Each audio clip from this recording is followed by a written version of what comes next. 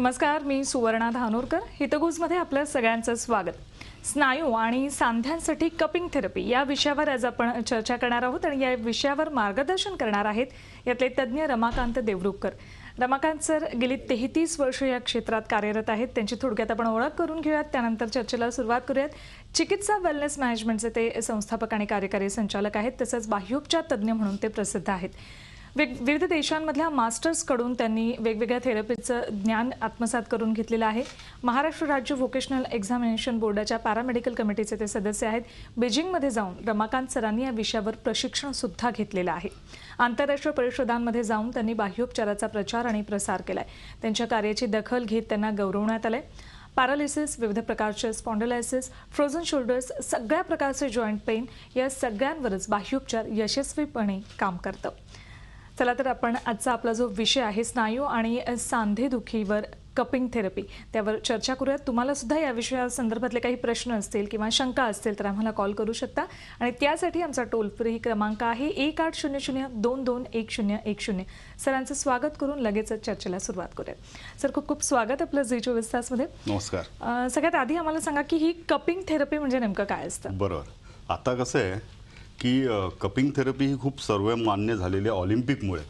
आता हे जे ऑलिम्पिकमध्ये जेव्हा आपल्याला पाहण्यात आलं की ज्याने 19 गोल्ड मेडल्स मिळवलेले आहेत, त्या मायकल फेल्प्सने एक कपिंग थेरपी, त्याच्या पाठीवर असे वेगवेगळे धब्बे दिसले लोकांना आणि मग सगळे आश्चर्य की बाबा हा जो स्विमिंग चॅम्पियन आहे ह्याच्या पाठीवर एक गोल गोल पाहिलं आणि त्याबद्दलचे बरेच व्हिडिओ सुद्धा व्हायरल झाले आता वेगवेगळ्या व्हॉट्सअप आणि फेसबुकवर. आणि तेव्हा लक्षात आलं की हा जो 19 गोल्ड मेडल जिंकणारा हा जो खेळाडू आहे हा कपिंग थेरपी नेहमी घेतो आणि त्यामुळे तो चांगला परफॉर्मन्स करतो आणि त्यामुळे त्याला गोल्ड मेडल जिंकता आली असं त्याने सांगितलं की त्याचा जो एन्ड्युरन्स वाढण्यासाठी, त्याचा फिटनेससाठी, त्याचा स्पीड वाढण्यासाठी, त्याच्या मसल्सची स्ट्रेंथ वाढण्यासाठी, त्याच्या मुवमेंट चांगल्या होण्यासाठी हा कपिंग थेरपी वापरत आहे. मग आता जगाचं लक्ष त्याकडे वेधलं गेलं. आता बघा, गंमत अशी आहे की गेली अनेक वर्ष मी ह्या माध्यमातून आपल्या चॅनलच्या कपिंग थेरपी मी नेहमी दाखवतोय आपल्या सगळ्या प्रेक्षकांना. सगळ्या रुग्णमंडळी त्याचा बरेचसे फायदा सुद्धा घेत आहेत.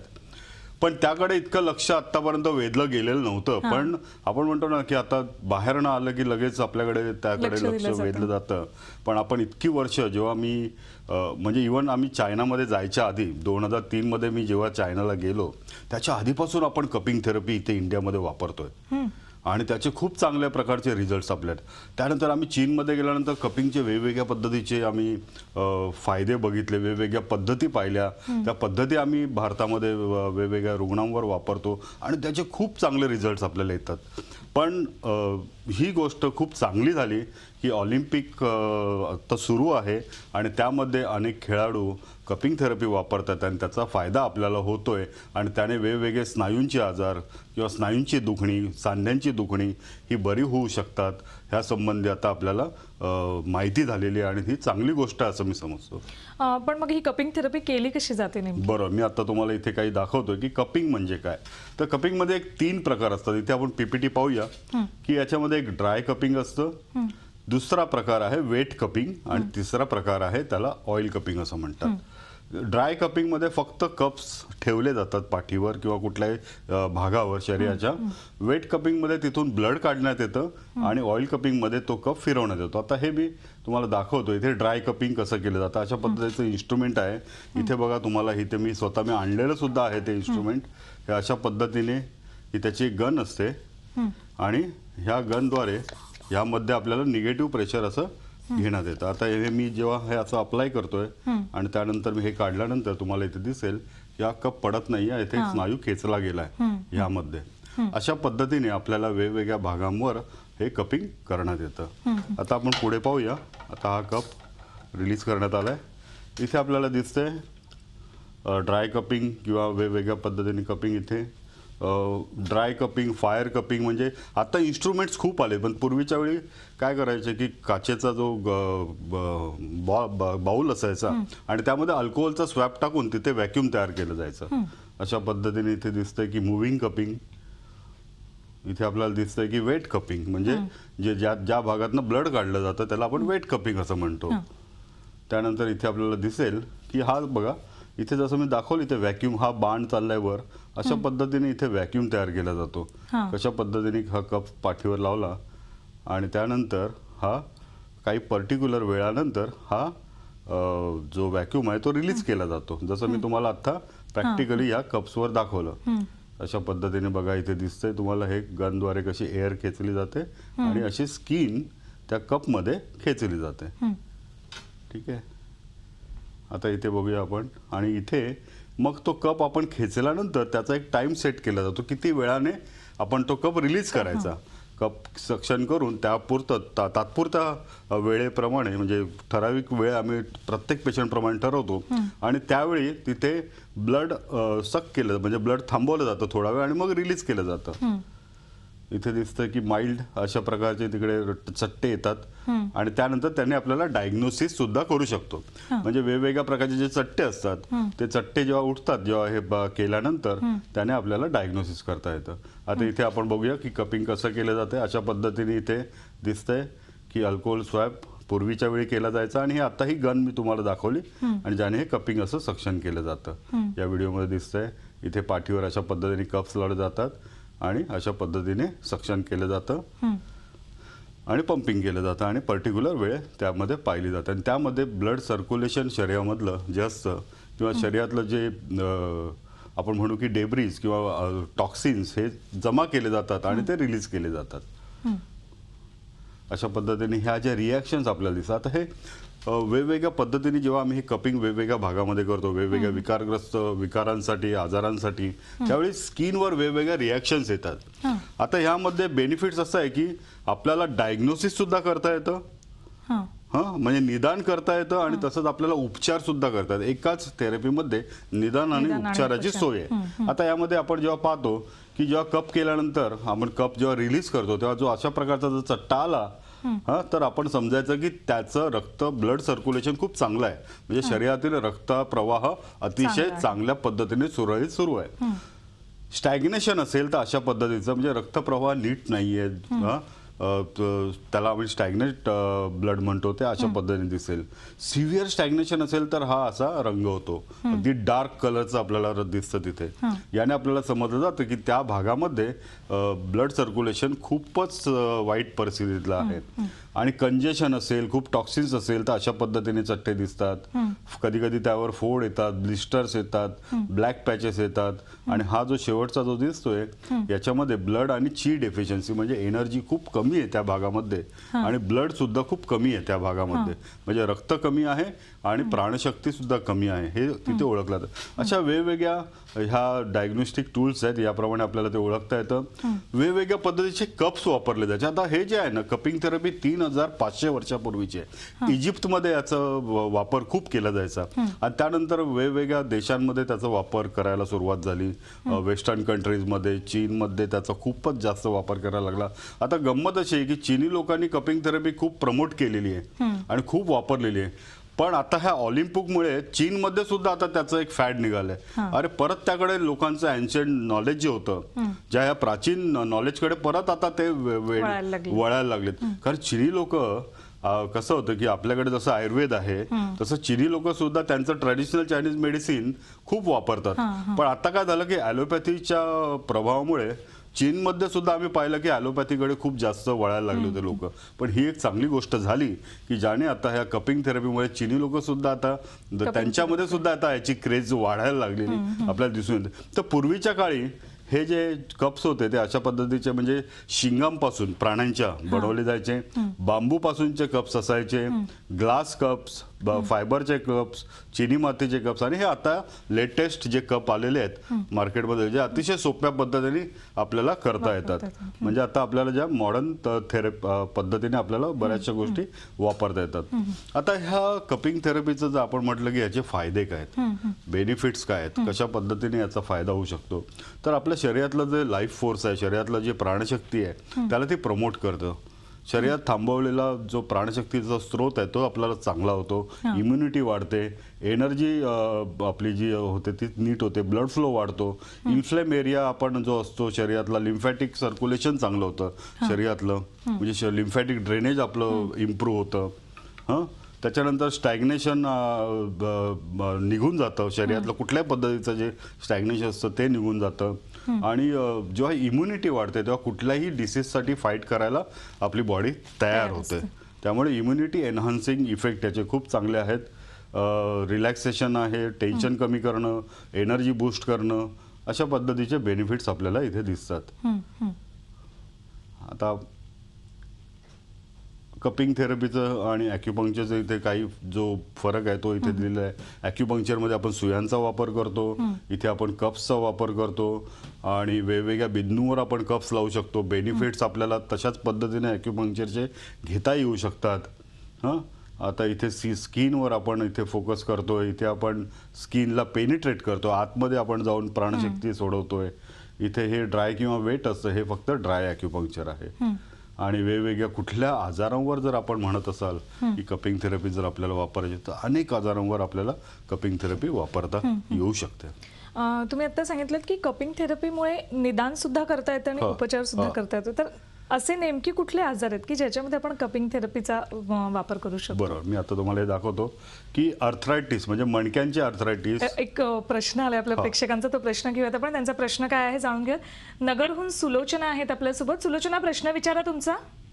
हा, नमस्कार मॅडम. नमस्कार. माझं आहे ना लंबर स्पाईन ऑपरेशन झालेलं आहे. 2011 मध्ये आणि परत 13 मध्ये 2 झालेले आहेत. एक नगरला झालं होतं, त्याच्यानंतर काही फरक झालेला नाही आणि परत मुंबईला केलं सैफी हॉस्पिटलमध्ये. ते अजून खूप त्रास होतो, असं चालताना बसायला खूप कमरे त्रास होतो. यावर आपल्याकडे काही होईल का इलाज? आणि असे तुमचे दाखवतात ना, तसं औरंगाबादला मागच्या वर्षी घेतलं होतं. 15-20 मिनिटं लावलं होतं ते पाठीवर. बोटाच्या मध्ये सुद्धा असं काहीतरी खेळ्यासारखं असं टोचून केलं होतं, पण खूप त्रास म्हणजे होत होता त्यावेळेस. पुन्हा मग मुंबईला गेलो, त्यांच्याकडे तपासलं, ते म्हणे ऑपरेशन काही होत नाही. आपण उत्तर घेऊयात तुमच्या प्रश्नाचं. 2 ऑपरेशन झालेले आहेत त्यांचे, पण अजूनही त्रास होतो. कसं आहे की अनेक ऑपरेशन झाल्यानंतरचे पेशंट जेव्हा मी पाहतो आमच्याकडे येणारे, कसं असतं की ऑपरेशन हे डॉक्टर्स नीट करतात, कारण ऑपरेशन जिथे जिथे काही इश्यू झालेला असतो त्या भागातलं ऑपरेशन होतं. समजा आता मणक्याच्या भागात ऑपरेशन झालं तर मणक्याच्या भागात जिथे प्रॉब्लेम झालेला आहे तेवढ्या एरिया पुरतंच ऑपरेशन केलं जातं. पण जेव्हा ह्यांना एखाद्या पेशंटला प्रॉब्लेम जातो, आता यांना प्रॉब्लेम झाला कंबरदुखीचा, पायदुखीचा, तर त्यावेळी जेव्हा आपल्याला त्रास होतो त्यावेळी शरीराच्या आजूबाजूचा अवयव सुद्धा बिघाड झालेला असतो. म्हणजे मणक्यांच्या आजूबाजूचे स्नायू असतात तिथे बिघाड झालेला असतो, त्याच्यावर अवलंबून असणाऱ्या अनेक गोष्टीवर आपल्या परिणाम झालेला असतो. ते ऑपरेशन नंतर ठीक होत नाही, ते तसंच राहतं. त्याला आपण म्हणतो की ऑपरेशन ठीक झाले पण ट्रिगर पॉइंट्स अनेक राहिलेले आहेत स्नायूंमधले, आणि मग हे ट्रिगर पॉइंट रिलीज न केल्यामुळे काय होतं की आपल्याला सतत पेन होत राहतं. म्हणून ऑपरेशन जरी सक्सेसफुल झालं तरी परत आपण डॉक्टरांकडे जातो की बाबा डॉक्टर म्हणतात परत आपण ऑपरेशन करू, तरी पण प्रॉब्लेम जात नाही. मग अशा वेळी काय करायचं हे सगळ्यांना मला सांगणं की ट्रिगर पॉईंट थेरपी किंवा ही कपिंग थेरपी जर संयुक्तपणे जर आपण वापरली, जर नीटपणे वापरली, काही कॉम्बिनेशन जसं इतर उपचार पद्धती पण मी तुम्हाला दाखवून जे आपण कॉम्बिनेशनमध्ये वापरतो, तर त्या जर वापरल्या तर आपल्याला खूप चांगला फायदा अशा पेशंटमध्ये दिसून येतो. तर त्यांना आपण कपिंग थेरपी आणि इतर काही थेरपी जर किंवा वेट कपिंग त्यांना करणं आवश्यक आहे. त्याच्यामध्ये ब्लड स्टॅग्नेशन असेल आजूबाजूला कुठे तर ते काढून टाकलं तरी सुद्धा त्यांना रिलीफ चांगला मिळू शकतो. एका ब्रेकची वेळ झालेली आहे. ब्रेक नंतर ही चर्चा अशी सुरू राहील. तुम्हाला काही शंका असेल तर आम्हाला कॉल करा 1800-221010 या क्रमांकावर. कुठे जाऊ नका, पाहत राहा हितगुज.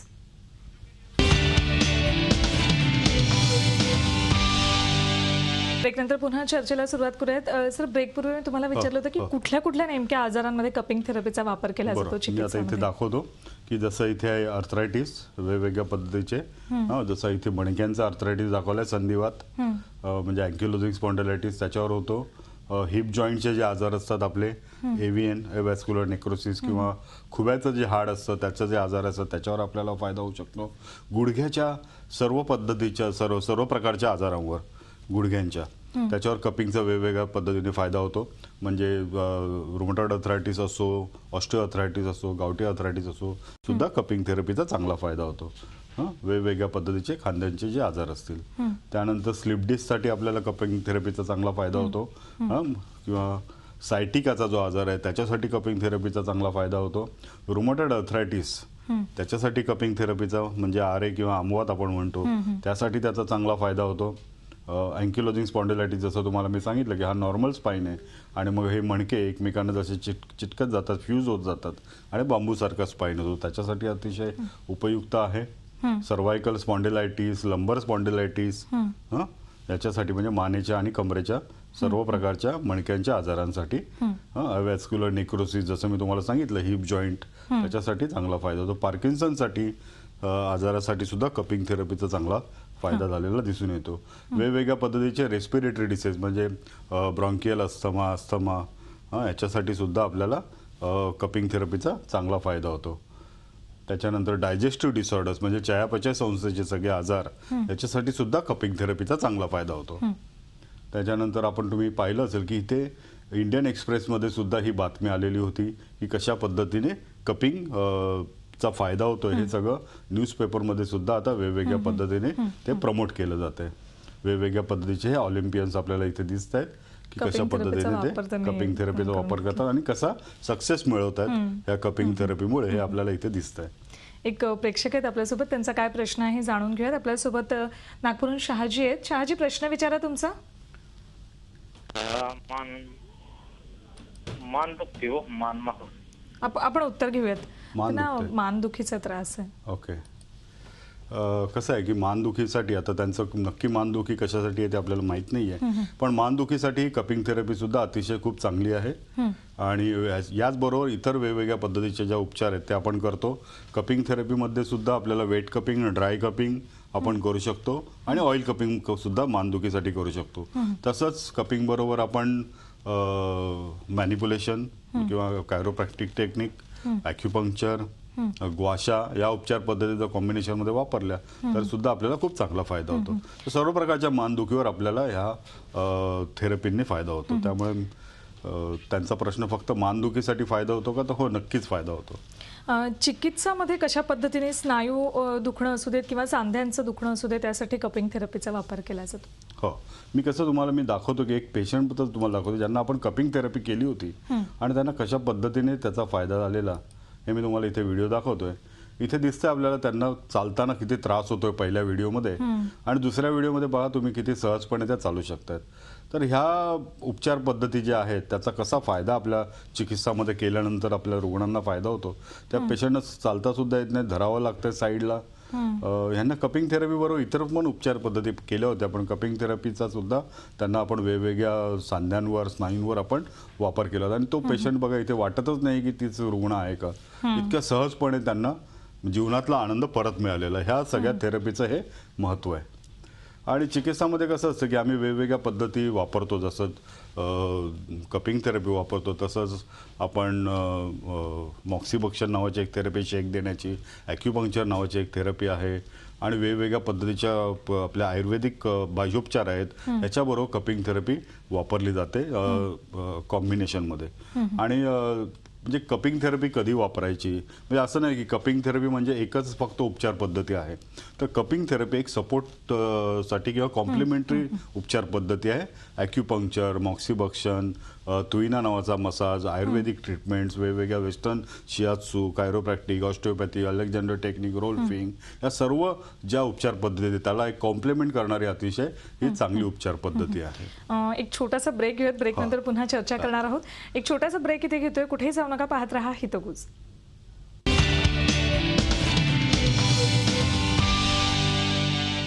ब्रेकनंतर पुन्हा एकदा स्वागत. सर, ह्या सगळ्या थेरपीज तुम्ही सांगताय, पण जर कुणाला या थेरपीचं प्रशिक्षण घ्यायचं असेल तर तशी काही सोय चिकित्सामध्ये आहे? हो, आता आपण सप्टेंबरमध्ये आपण एक कोर्स घेणार आहोत, वर्कशॉप, कपिंग थेरपीची माहिती सगळ्यांना देण्यासाठी. त्यामध्ये बेसिक आणि ॲडव्हान्स असं दोन्ही पद्धतीचा तो कोर्स असेल, आणि त्यामध्ये आपण हे सगळं दाखवणार आहोत. इथे मी हा एक व्हिडिओ दाखवतोय बघा, तो पण आपण प्रेक्षकांनी बघूया कपिंग थेरपीचा. कसा फायदा होतो तो. तर हे जे वर्कशॉप असेल त्यामध्ये कशा पद्धतीने कपिंग थेरपी केली जाईल, कशा पद्धतीने त्याचा बेनिफिट सगळ्यांना देता येईल आणि हे जर थेरपी जर वेगवेगळे फिजिओथेरपिस्ट, डॉक्टर्स, आयुर्वेदिक फिजिशियन्स ह्या सगळ्यांनी जर शिकवून घेतलं तर त्याचा सर्वसामान्य लोकांना सगळ्यांना हा फायदा तो देता येतील.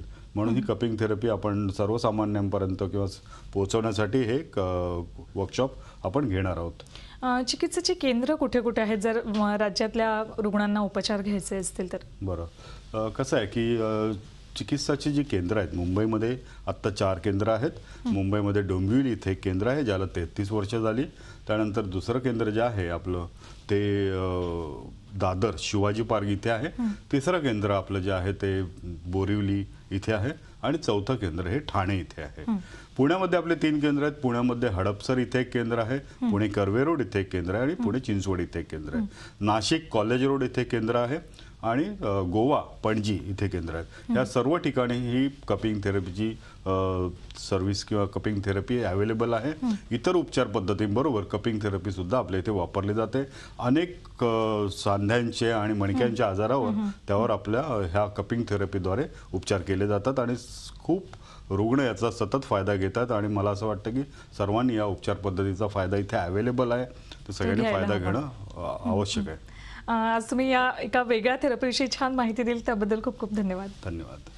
यानंतर हितगुजमध्ये इथेच थांबतोय. ताज्या बातम्यांसाठी पाहत रहा झी24 तास. रहा एक पाऊल पुढे.